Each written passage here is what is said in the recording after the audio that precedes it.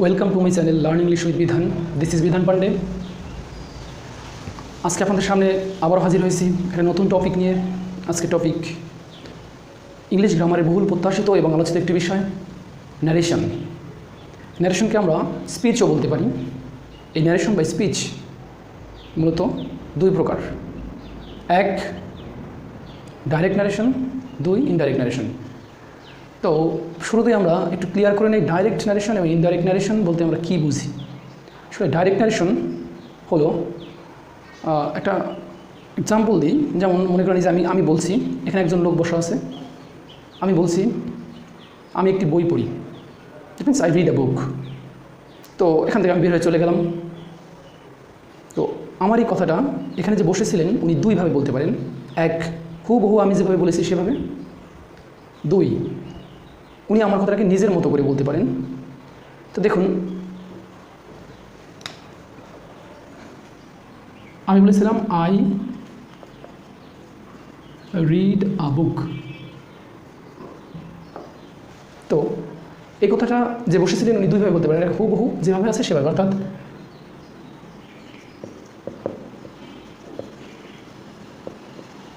said I read a book। অর্থাৎ যখন কোনো কথা, বক্তার কোনো কথা অন্যজন হুবহু বলে দেয়, এটা হলো ডাইরেক্ট ন্যারেশন। আর যিনি বসেছিলেন ইনি যখন কথাটাকে ঘুরিয়ে বলেন, অর্থাৎ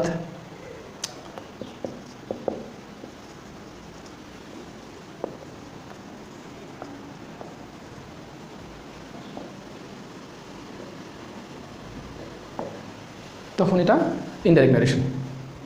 তো আমরা শিখলাম যখন বক্তার কোনো কথা অন্য কেউ হুবহু বলে দেয় সেটা হলো ডাইরেক্ট ন্যারেশন, আর যখন সেই কথাটাই নিজের মতো করে বলে দেয় তখন সেটা হলো indirect narration.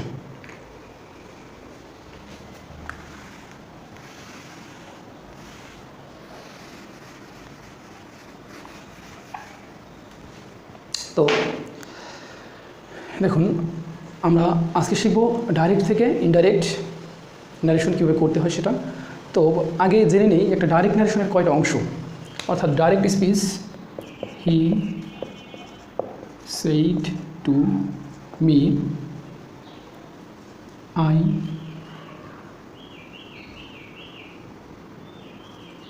Go to school.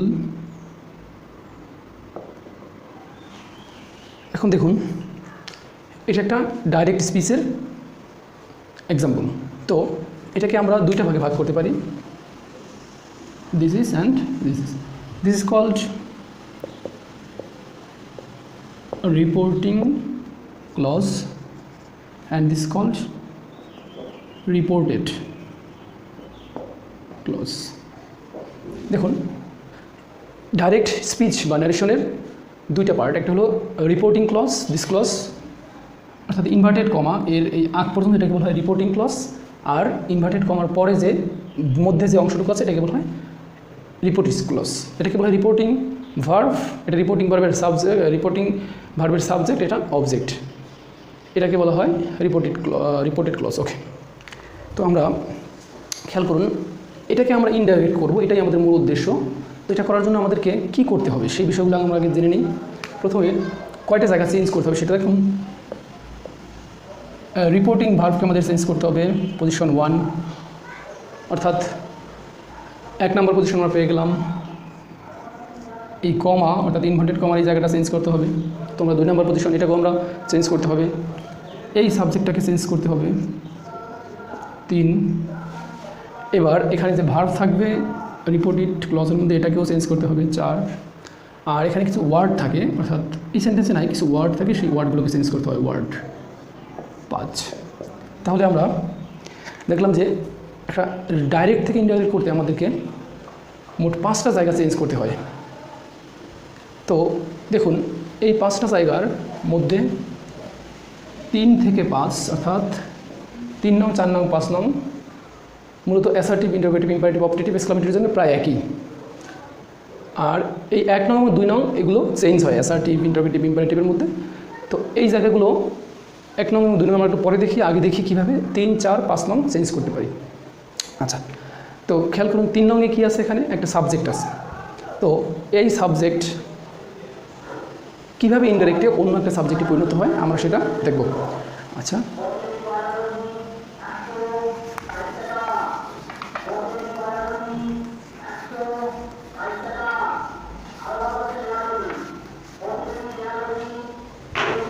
খেয়াল করুন সাবজেক্ট হিসেবে এখানে কি কি বসতে পারে।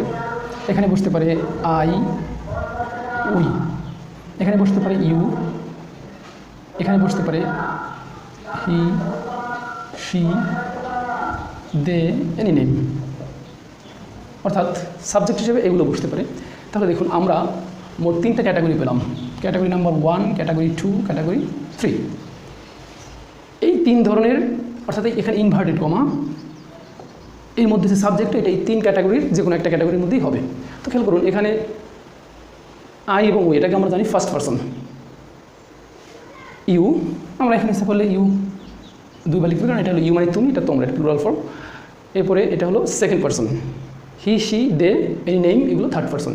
তো আমরা এগুলোকে কীভাবে চেঞ্জ করতে পারি একটু দেখি। খেয়াল করুন যখন এখানে ফার্স্ট পারসন থাকবে তখন এটা চেঞ্জ হবে এই দিকে যে সাবজেক্ট, অর্থাৎ হি সেই টু মি। খেয়াল করুন এখানে যখন ফার্স্ট পারসন থাকবে তাহলে এটা চেঞ্জ হবে এই রিপোর্টিং ভার্বের সাবজেক্ট অনুসারে। আর এখানে যখন সেকেন্ড পারসন থাকবে এটা চেঞ্জ হবে,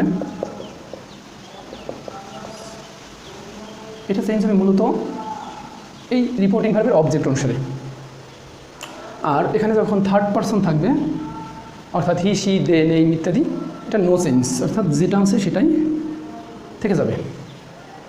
মনে হয় আপনারা কিছুটা বুঝতে পারছেন যে ফার্স্ট পারসন যদি এখানে থাকে অর্থাৎ আই অথবা উই, এটা মূলত হি এটা অনুসারে চেঞ্জ হবে। অর্থাৎ এখানে যদি আই থাকে এটা হয়ে যাবে হি, এখানে যদি উই থাকে এটা হয়ে যাবে দে, এখানে যদি আর এখানে ইউ থাকলে এটা মূলত চেঞ্জ হয়ে যাবে অবজেক্ট অনুসারে। অর্থাৎ এখানে ইউ থাকলে এটা মিয়ের কাছে চলে যাবে, মিয়ের সাবজেক্ট কি আই হয়ে যাবে। ওকে, আর এখানটা হি, শি, ইট এটা আসলে কোনো চেঞ্জই হবে না, যা আছে তাই থাকবে। তো আমরা সহজেই লিখতে পারি ফার্স্ট পারসন, এটা আপনারা লিখে নেন রুল নাম্বার 1। রুল নং 1, পারসন পরিবর্তনের নিয়ম। ফার্স্ট পারসন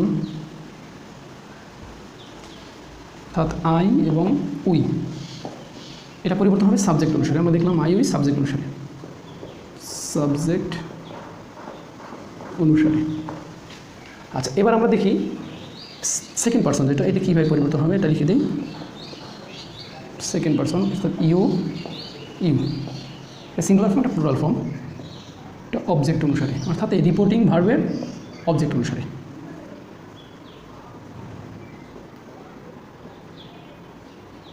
আর থার্ড পারসন অর্থাৎ হি, শি, দে, এনি নেম, এটা নো চেঞ্জ। তো এত সময় যে আলোচনা করলাম এটার মূল হলো এটুকু, অর্থাৎ ইনভার্টেড কমার মধ্যে যে সাবজেক্ট আছে এটা মূলত রিপোর্টিং ভার্বের যে সাবজেক্ট নাকি অবজেক্ট কোনটা অনুসারে চেঞ্জ হবে সেটা এখানে আলোচনা করা হয়েছে। অর্থাৎ যদি রিপোর্টিং স্পিচের যে সাবজেক্ট এটা যদি ফার্স্ট পারসন হয় তাহলে আমরা সাবজেক্ট এদিকে এটা অনুসারে পরিবর্তন করব। আর যদি এটা ইউ অর্থাৎ সেকেন্ড পারসন হয় তাহলে অবজেক্ট অনুসারে, আর থার্ড পারসন থাকলে নো সেন্স। ওকে, আপনারা মনে হয় এটা সুন্দর করে বুঝতে পারছেন। এবার আমি চলে যাবো নেক্সট।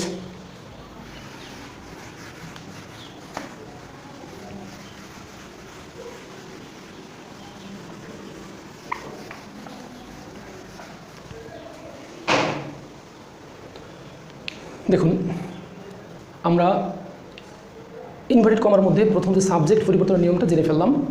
তো আমরা এবার শিখব কীভাবে ইনভার্টেড কমার মধ্যে যে ভার্ব থাকে সেই ভার্বটাকে আমরা পরিবর্তন করতে পারি।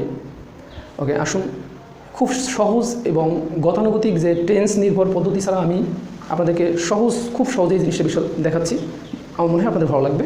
দেখুন এটা রুল নাম্বার 02,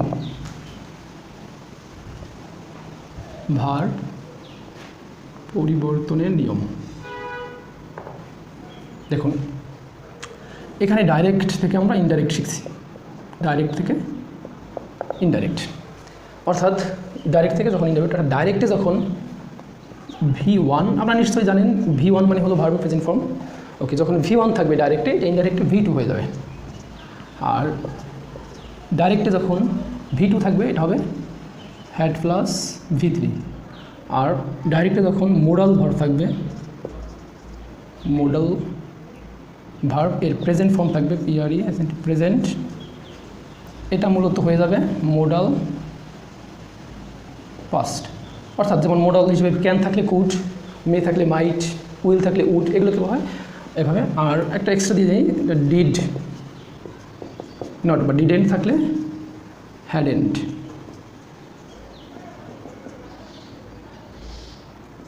প্লাস V3, অর্থাৎ ডিডেন্টের পরে মূলত ভার্ব 1 ফর্মটাই বসে, তো এটা V3 হয়ে যাবে। তো আমরা সকল টেন্স বাদ দিয়ে যদি এভাবে চিন্তা করি তাহলেও আমরা সহজে পারবো। কিন্তু একটা বিষয় খেয়াল রাখতে হবে, এখানে যে যত আলোচনা করলাম ভার্ব নিয়ে, এটা মূলত সেন্টেন্সের প্রথম যে ভার্ব, অর্থাৎ 2-3টা ওয়ার্ড নিয়ে যদি ভার্ব হয়, যেমন ইজ, গোয়িং ইত্যাদি, কিন্তু প্রথম যে ভার্বের যে অংশগুলোতে প্রথম যে ভার্বটা থাকবে, অর্থাৎ সেটাই, অর্থাৎ 2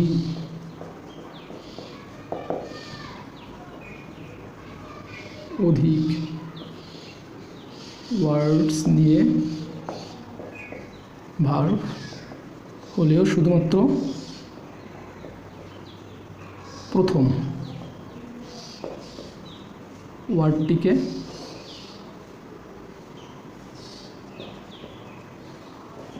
টার্গেট করতে হবে। অর্থাৎ আমরা একটা ডাইরেক্ট সেন্টেন্সের 3-4টা ওয়ার্ড নিয়েও যদি ভার্ব গঠিত হয়, কমপ্লেক্স ভার্ব, আমরা শুধু প্রথম ওয়ার্ডটাকে টার্গেট করব। আচ্ছা, আসুন আমরা একটু 2-1টা এক্সাম্পলের মাধ্যমে ক্লিয়ার করি। যেমন যদি আমি বলি, he said to me I play football.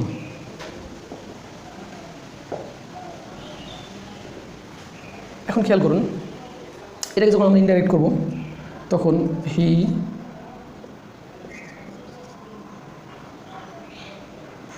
Told me that, দেখুন হি ফার্স্ট পারসন, ও চলে যাবে সাবজেক্টের কাছে, তাহলে হয়ে যাবে হি। আর এটা আছে V1-এ, আমরা V2 দেবো, প্লেইড ফুটবল। দেখুন তাহলে আমরা খেয়াল করলাম V1 থাকলে V2 দেবো, অর্থাৎ এখানে প্লে আছে তাই আমরা প্লেইড দিয়ে দিলাম। কিন্তু এখানে যদি আগেই প্লেইড থাকতো, অর্থাৎ V2 ফরম্যাটে থাকতো, তাহলে আমরা কী করতাম? খেয়াল করুন, এই প্লের জায়গায় যদি প্লেইড থাকতো, তাহলে আমরা এখানে কী করতাম? খেয়াল করুন, প্লেট যদি থাকে তাহলে V2 ফরম্যাটে থাকবে, তাহলে আমরা হ্যাড প্লেট দিব, এটা কী হতো? Had plate. আবার মোডাল থাকলে, অর্থাৎ হি ক্যান প্লে ফুটবল, তাহলে আমরা দিতাম হি কুড। এখানে তো আই ক্যান প্লে ফুটবল, তাহলে হি কুড প্লে ফুটবল। এটা মনে হয় বুঝতে পারছি। আরেকটা এক্সাম্পল দিই, যদি মনে করেন আপনারা এরকম থাকতে পারে, he said to me I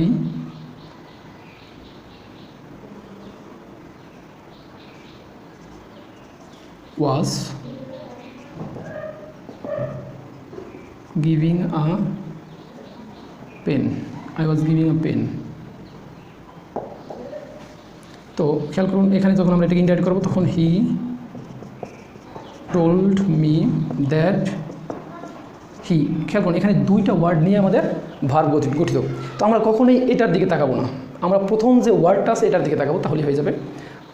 first ওয়ার্ডকে আমরা টার্গেট করবো, তাহলে ফার্স্ট ওয়ার্ডকে টার্গেট করলে আমরা সহজেই এটা বুঝে যাবো। খেয়াল করি, এখানে ফার্স্ট ওয়ার্ডটা হলো ওয়াজ। তো ওয়াজ কোন ফর্ম্যাটে আছে? V2।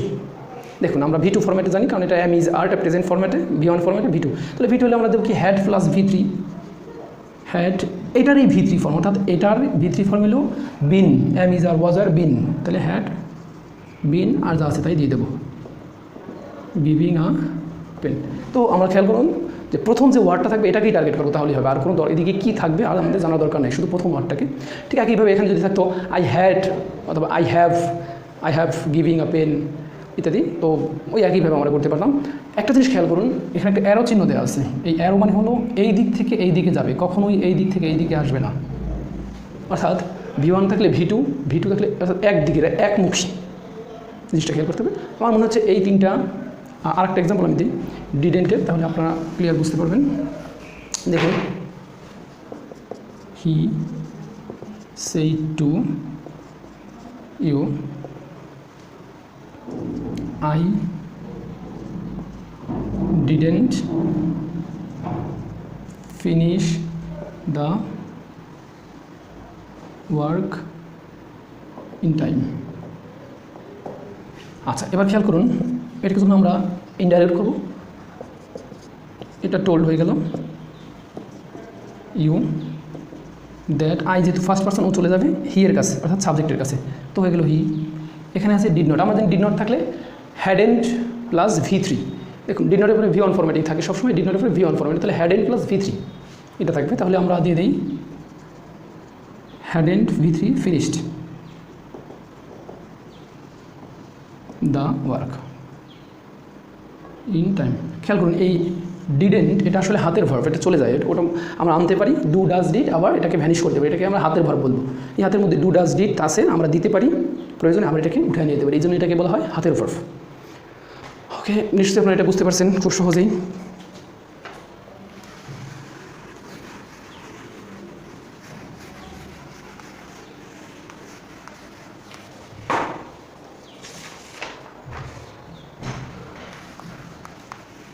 দেখুন, আমরা প্রথম যে ডাইরেক্ট ন্যারেশনটা লিখছিলাম ওখানে 5টা জায়গা দেখিয়েছিলাম, যেখান থেকে এই 5টা জায়গা চেঞ্জ করলেই ন্যারেশন ডাইরেক্ট থেকে ইনডাইরেক্ট হয়ে যায়। তো আমরা 3 নং এবং 4 নং অর্থাৎ সাবজেক্ট এবং ভার্ব কীভাবে চেঞ্জ করতে হয় জানলাম। এবার দেখব কিছু ওয়ার্ড কীভাবে পরিবর্তিত হয়ে যায়, অর্থাৎ ডাইরেক্ট ন্যারেশনে কিছু ওয়ার্ড যদি থাকে, কিছু ফিক্সড ওয়ার্ড, সেই ওয়ার্ডগুলো কীভাবে ইনডাইরেক্টে পরিবর্তন হয়ে যায় আমরা সেগুলো একটু লিখে নিই। আপনার প্রয়োজনে খাতা কলম নিয়ে লিখতে পারেন।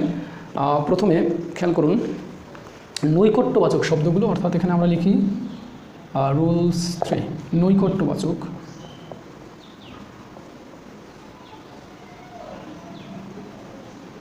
ওয়ার্ড, এটা মূলত দূরত্ববাচক ওয়ার্ড হবে, দূরত্ববাচক ওয়ার্ড, অর্থাৎ কাছে যে শব্দগুলো তার কাছে বোঝায় সেটা দূরে হয়ে যাবে, এটা মূলত একটা নিয়ম। তো আমরা সেই ওয়ার্ডগুলো একটু লিখে নিই, অর্থাৎ যখন দিস থাকবে এটা হয়ে যাবে দ্যাট, যখন দিস থাকবে এটা হয়ে যাবে those.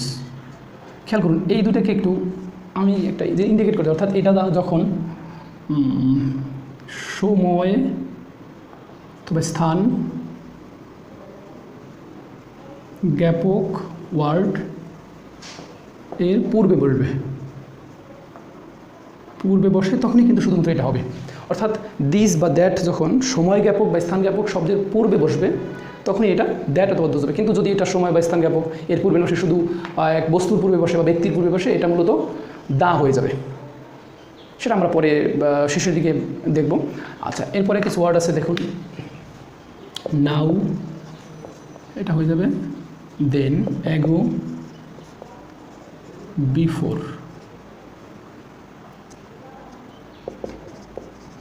Today that day, tonight that night, thus so. তারপরে দেখুন মাস্ট হ্যাড টু, কাম। খেয়াল করুন এই একটা ভার্ভ, ফাইনিট ভার্ভ, এটা শুধু চেঞ্জ হয় কাম থাকলে, অর্থাৎ আসা, কাছে আসা, এটা নৈকট্যবাচক শব্দ, এটা চলে গেলে দূরে হয় কি গো। ওকে, এছাড়াও কিছু ওয়ার্ড আছে যেমন আপনারা জানুন ইয়েস্টারডে,